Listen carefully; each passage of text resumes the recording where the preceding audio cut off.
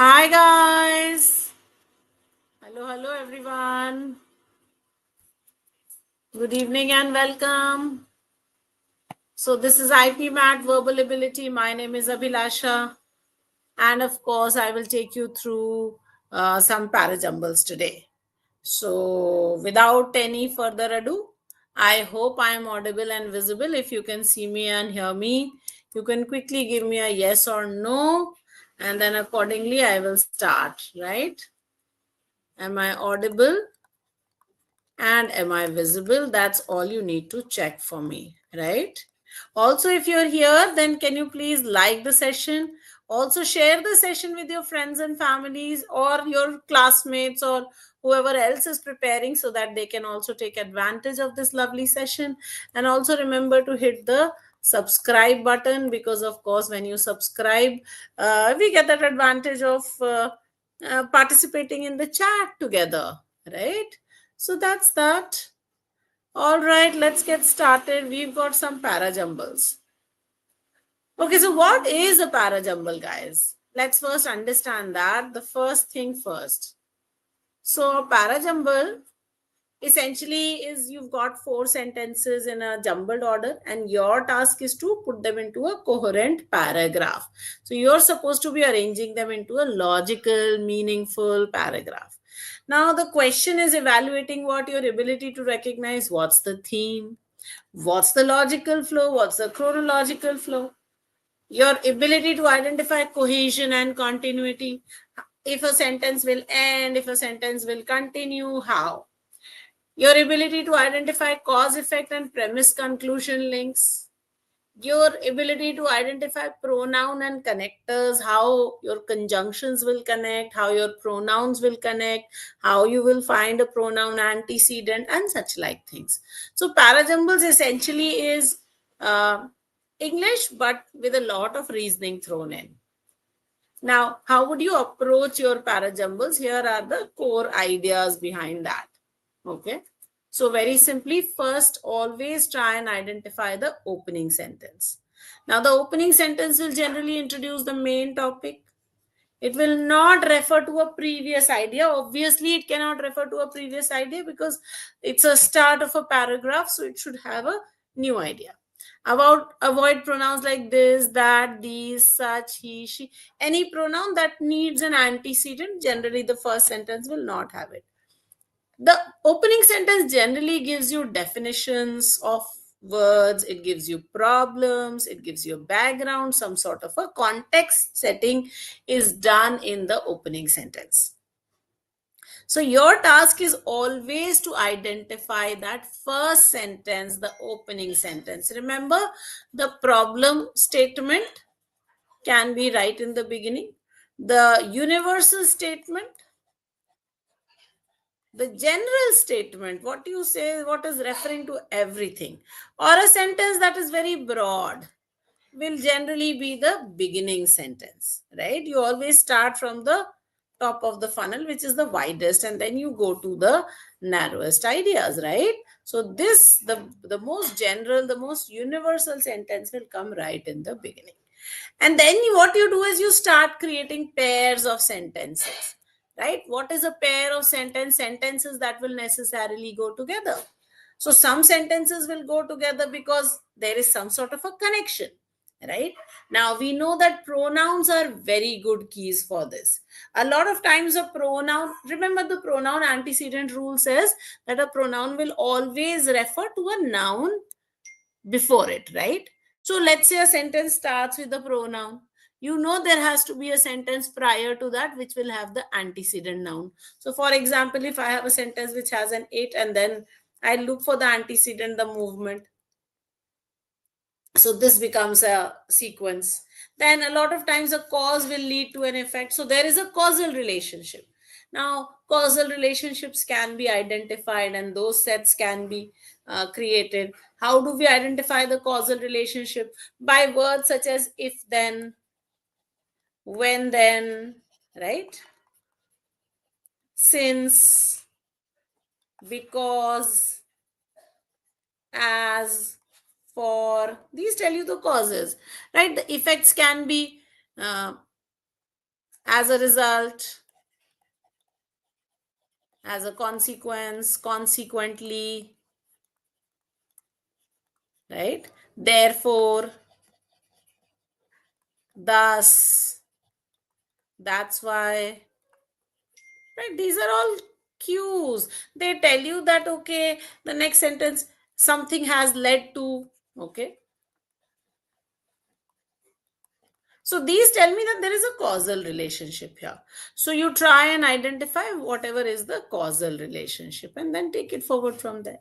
Then, if there is a general statement, then a specific statement will come later. So you always go from a general statement to a specific statement. So, for example, all the men are intelligent. Rajesh is a man, and therefore Rajesh is intelligent. So you go from a general case to a specific case. So the example will always follow a statement because the example is a specific case. So a general statement is followed by an example. A concept is introduced. So you start by introducing a concept, right? Then you define it, right? Then you explain it, right? Then you could exemplify it. So concept definition could happen like this. Now, so what you do is, now in this case, let's say you get a pair. So you first create that pair and then keep them as a block. So for example, I get D and A as a pair. So I know now DA. Now I have to work outward or this way or that way to see what other sentences can fit into this sequence. So if I've spotted my opening sentence, if I've been able to form my mandatory pairs, then it becomes very easy for me to solve my para jumbles. No, no, study hard, you're not late. We are just starting with the basics and then we will get on to solving the questions. How do you detect transition words and logical connectors? Now, this is also something very important because the transition words or the connectors sort of connect one idea to another and they can be very, very helpful. So, they can tell you what type of something you, they can give you examples, they can give you directions, they can show contrast, and those are however, but, yet, although. Opposing ideas will follow, right? There can be a continuation word also, for example, moreover, also, in addition, right? These are extending the same idea. Then those that show results such as therefore, thus, hence, consequently, this shows the consequences happening. Then you can have chronology, later, then, eventually, meanwhile, in the beginning, late, now, next, right? Those tell you the time based progression. So these keywords, the signal words, also help you identify a lot of things, okay, and they make your life fairly easy. So learn to identify your connectors or your signal words and use them in your sentences. Now, when you're doing your sentences, you must spot consistency in subject, tone, and scope also. The paragraph has to have a logical flow and there should not be any sudden shifts. So, the perspective of the speaker should not change. The sentences should not go from active to passive or from passive to active. There shouldn't be a topic within another topic. The tone of the statement should remain same. If it is academic, then it should remain academic. If it is emotional, it should remain emotional. The sentences must do that. And the grammatical subject remains the same. So if you're talking about technology, you stay to technology. You can't go to history abruptly unless there is a flow, right? So therefore, the consistency of subject, tone, and scope is very important also. And then, of course, you must also make sure that you are able to spot the concluding sentence and then sort of take it from there. The concluding sentence generally summarizes what is being said, it presents a result or an inference, it makes a prediction or a recommendation. Sometimes it offers a final evaluative remark. Sometimes the last statement is also a repetition of the very first sentence. Okay. Now, the concluding sentences generally have a conclusion identifier, such as therefore, thus, hence, eventually, ultimately, in conclusion. So, if these are there, they're there, and you can definitely use them. Okay. Now, what is the best way of solving your parajumbles? Number one, you do a very quick skim of the sentence so you grasp the overall theme. Then look for the introductory sentence, build your mandatory pairs, use your connectors to determine the order of sentences. Read the sentences, check for a smooth linking, and then read the final arrangement as a paragraph so that you know that all the sentences fall within that chronology. None of the sentences actually feel out of place. So that's what you remember while you're doing your para jumbles. Okay, let's take a look at this question and we'll try and solve very quickly. So here is a passage, small one, four sentences. Read and we will try and solve it together. So here is your sentence. I'm going to mute myself for a minute.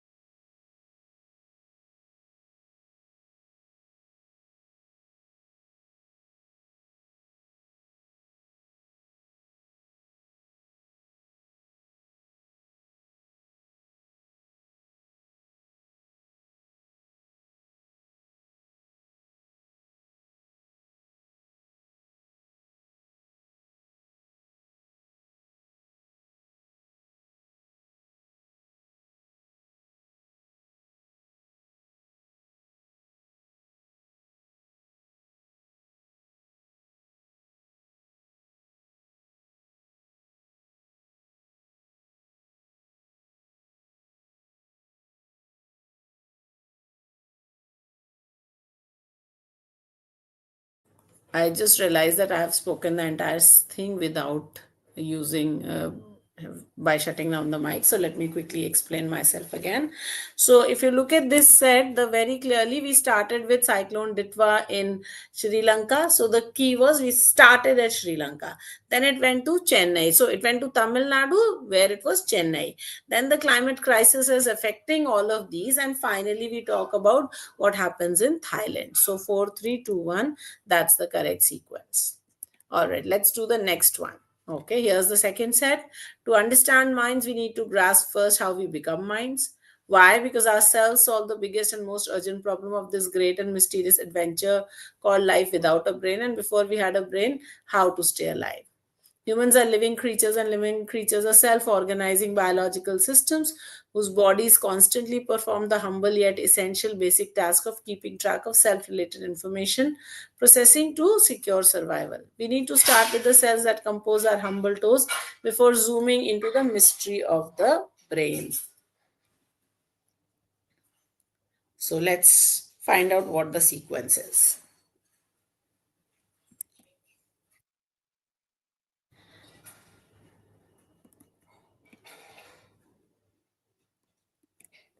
All right, so we started this set with sentence number 1, and we said that to understand mind, the first thing we need to understand is how we become minds, right? So we start at the start. Okay, so we start with 1. Then we go to sentence number 4, which says we need to start with the cells that compose our toes before zooming into the mystery of the brain. But why do we need to first find out this toe thing and then come to the brain thing? Because first we need to stay alive. So therefore the feet need to be understood first. And then finally we go to the mind, right? So therefore first survival and then thinking. So therefore first the basic track of keeping self-related information processing, and then anything to do with the brain. So 1, 4, 2, 3 then becomes the correct answer. Okay. All right. Let's look at the next question.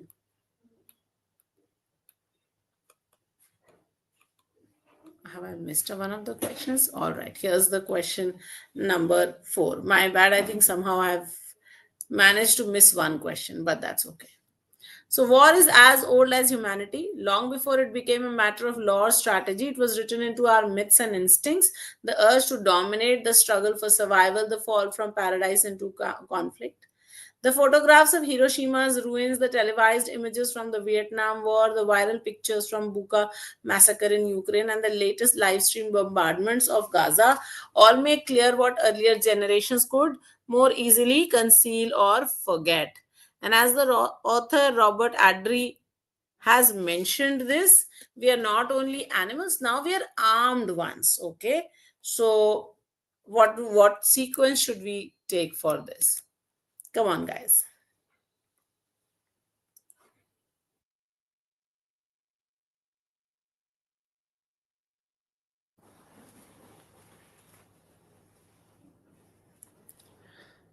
So we start with a very general statement, that is, war is as old as humanity, and then talk about it was written into our myths. What is this? It war. So 1, 2 becomes a sequence. We started with war, and then we said it was written into our myths, the urge to dominate. So 1 and 2. Then what? As author Robert Ardrey once observed, we're not only animals, we're armed ones. And these photos make it very clear what earlier generations could more easily conceal or forget. So 1, 2, and then 4 and 3 is my second set. So correct answer will become 1, 2, 4, and 3.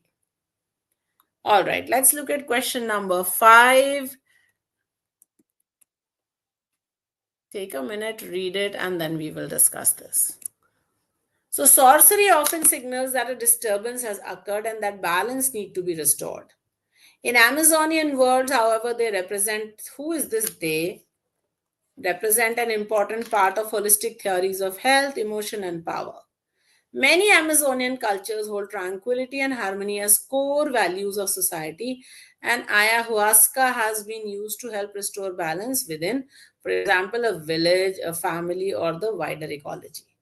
In Western imaginaries, the concept of sorcery or witchcraft evoke dark and sometimes racist views of indigenous societies being backwards or primitive. Now take a look at this. So in Western imaginaries, concept of sorcery and witchcraft is very racist and dark and whatever. But in the Amazonian world, however, they represent an important part of the holistic theories.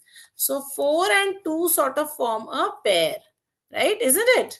That when you look at these sentences, then it looks as if 4 and 2 form a pair, right? Then what? So we say that, okay, Amazonian words, they represent an important part of holistic theories of health, emotion, and power. Now, sorcery often signals that a disturbance has occurred and that balance needs to be restored. And ayahuasca has been helped, is used to help restore balance. So therefore, 1 and 3 form the second pair. So 4, 2, and then 1 and 3, of course, and clearly because 4 is the beginning sentence, so 4, 2, 1, 3 becomes the pair. And that now becomes your correct answer. All right, let's look at the next question, question number 6. People who are neurodivergent are well aware that we live in a world full of expectations, predetermined rights, and wrongs. Those rules shift when two neurodivergent women interact with each other? What are these rules that we are talking of? So many of our daily interactions follow script. Here is what is and not okay to wear to an interview. This thing is okay to say, but no, this is not. Yeah. It's liberating to remove that mask just to be ourselves, and most people mask neurodivergent or not, but masking tends to happen more when we differ from other members of the community, or when the community cannot accept our differences. So we start with sentence number 1 and say people who are neurodivergent are aware that we live in this world full of expectations which are right or wrong, and so many of our daily interactions follow script. This is right, this is wrong. Right? This is what is and is not okay, right or wrong. So 1 and 3 form a pair. Then those rules shift when two neurodivergent women interact with each other. So they understand. And then finally, it is liberating to remove that mask. So 1, 3, and then 2 and 4 become your pair. So correct answer is 1, 3, 2, and 4. Okay. All right. If you have any questions or any thoughts, no. All right. We will stop now, guys. If you have any doubts, please drop it in the chat box. For any inquiries, of course, 8130-038-836 is the connection number. Thank you so much. Remember to hit like, share, and subscribe. And do join in next week, same time, same place. We'll cover one more topic.